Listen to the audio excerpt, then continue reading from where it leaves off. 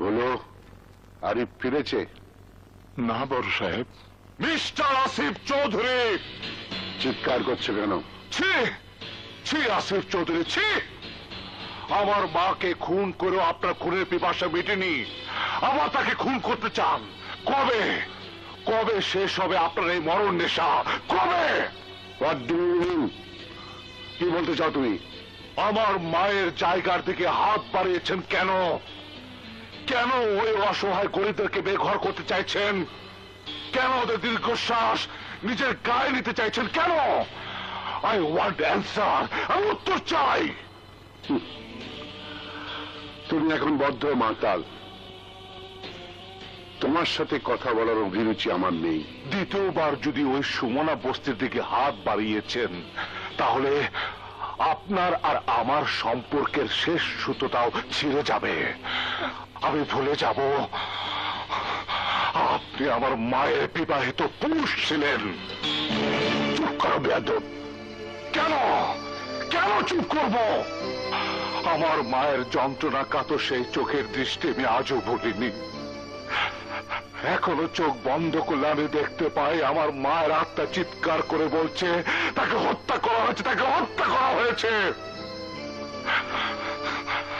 বাধ্য হয়ে বোতলের আশ্রয় নিয়েছি, নিজেকে ভুলিয়ে রাখি সারাদিন, কারণ রাত হলে সেই ঠিকানা আমাকে ফিরে আসতে হয়। কেন আসি জানেন? আসি শুধু আমার মা এ বাড়িতে শেষ নিঃশ্বাস ত্যাগ করেছে বলে।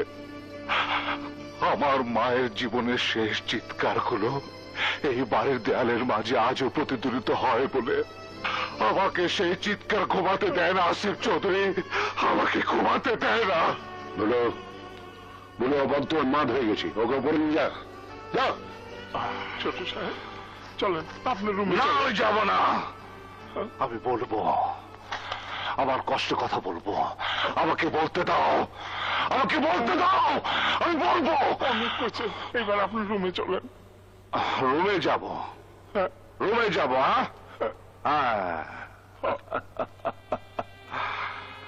তুমি আমাকে ঘুম পাড়ানি গান শোনাবে ভুলু মামা, যে সুরে আমার মা গান গাইতো? না, ওই গল্পটা শোনাবে যে গল্প আমার মা শেষ করতে পারেনি। মামা শেষ করতে পারেনি।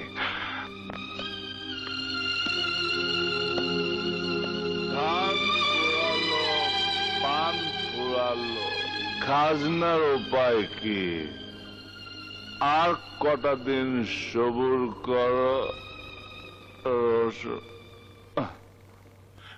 সারাদিন মদ খাইব আর রায় চলে ঘরে সৎকারের মতো পড়ে থাকবো, এটারে কি জীবন কয়?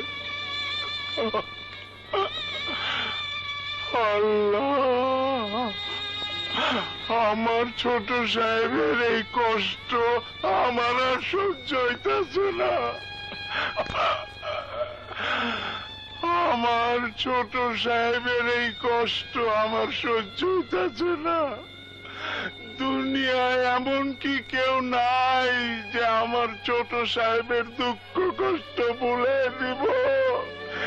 তার এই সর্বনাশার নেশাটা চালিয়ে দিব। এমন কাউরে যদি পাইতাম, তাইলে ছোট সাহেবের বউ বানায়া তার ঘরে আনতাম।